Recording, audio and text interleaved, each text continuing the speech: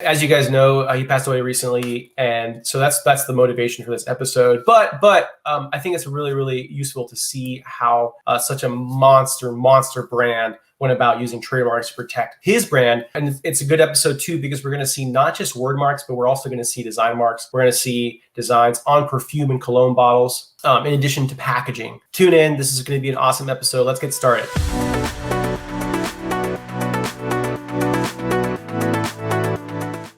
Again, the principles that I'm showing you guys here on the show, you guys can apply to research any other brand that you're interested or curious about. So the first thing to do is to go to tsdr.uspto.gov. I'm already here. Again, just hit tsdr.uspto.gov. Once you're here, you're going to want to click on Search Trademarks. I'm going to search by owner, and I'm just going to go ahead and type in his name, Pierre Cardin, and I'm going to do a search by owner. I'm going to look at all his marks because the reality is a lot of his marks are already dead or abandoned.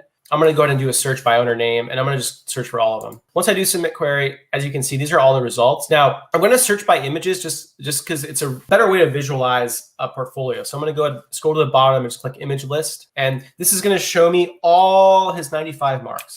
As you can see, this is sort of the iconic spiral that you see in a lot of his goods. I'm going to go ahead and I'm going to do a tandem Google search just so you guys can see. Let me see if I can find this spiral design. Here it is right here. So that's a spiral design right there. It appears on a lot of his goods. That's sort of one of his core iconic emblems. And then also the stylized rendition of his name in cursive. And that also appears in a lot of Pierre Cardin goods. As you can see, this purse right here, for example. And then it also shows up on just a lot of his goods have it.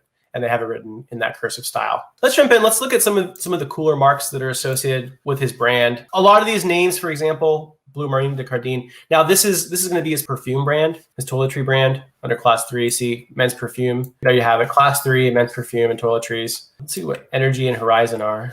So this is men and women's perfumes, toiletries. That's Energy. And then Horizon, similarly, also men's perfumes under class 3, men's and women's perfumes. So as you can see, brand names for colognes and perfumes, he has specific marks that were trademarked. In other words, a name of the actual perfume or cologne that it was branded under. No surprise there. This right here, these are some interesting marks here that I'm about to show you. So these two marks here are actual design marks on the packaging themselves. Yes, so he was known for his sort of otherworld, a space type fashion, very ahead of its time. Really interesting. He used vinyl on clothing and all kinds of interesting materials. This particular package right here, I did a prior search just because I wanted to try to find it, and I found it right here. So this is the actual box that you guys actually can see. And then if we go back, we can actually see a color version of it right here. So this is the color version of it. And again, we're going under class 3. This includes basic toiletries. But this is the actual box. This is the package that the bottles actually come in. So pretty interesting. And if we go back, we can actually see again, just so you guys clearly see. So this is the package that we're looking at. And also note, if we zoom in, here's the spiral design down as well. So that's what we saw before, this spiral design that you're really going to find on a lot of his goods. So let's see what other interesting marks that we can find related to Pierre Cardin. The parrot. So this is the famous parrot. They do claim color as a feature of the mark. And this also shows up on all kinds of items, including clothing. What you'll notice about Pierre Cardin is that his brands span all kinds of goods, services, from pens to watches to, from what I understand, he even had some involving vehicles, all kinds of brands. His brand was truly licensed across a whole wide range of goods and services. Here's another perfume bottle, or actually, I apologize. Lip contour pencils, bronzing powder, concealer. Looks like it's falling away. Now, I don't know if we'll be able to deal with this assignment because it's a little older, but let's just take a look. Let's see if we can see the actual specimen that was submitted. We can. That's neat. There you have it. So here's the bronzing powder. So that's the specimen. Pretty neat. It's always cool to do this to check out what specimens were actually submitted by the applicant. This looks very similar. I'm assuming it's also bronzing powder. Bleaching preparations for laundry use, all-purpose cleaning, polishing. So again, very broad brand covering a lot of different goods. This one I couldn't find. I looked around, but this is an interlocking cologne. Interlocking perfume bottle. So it comprises two interlocking pieces in the shapes of a stylized man and a stylized woman. Again, unfortunately, I looked but could not find the specimen, but there you have it.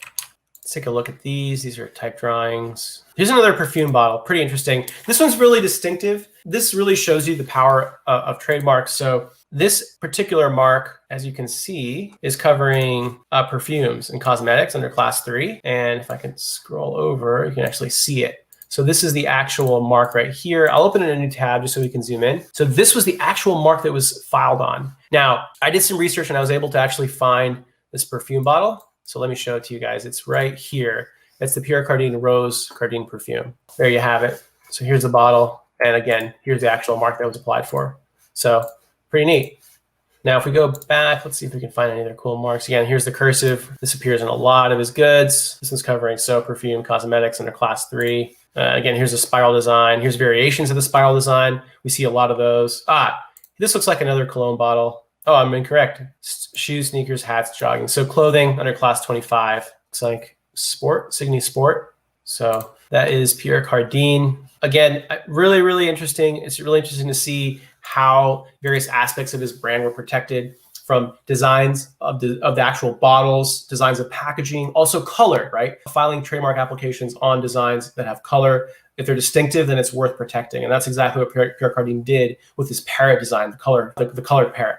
So really, really useful stuff, especially if you guys are putting out things like perfume bottles, if that's your industry, if you're any sort of cosmetics. Think about also filing trademark applications on the packaging. In addition, of course, to the names, the brand names that you use to sell your soaps, your toiletries, you might also consider filing design trademarks on designs of the bottles, the looks of the package, the design of the package. These are all fair game. And Pierre Cardin is a great example of how that was actually done in the trademark world. Thanks so much for watching.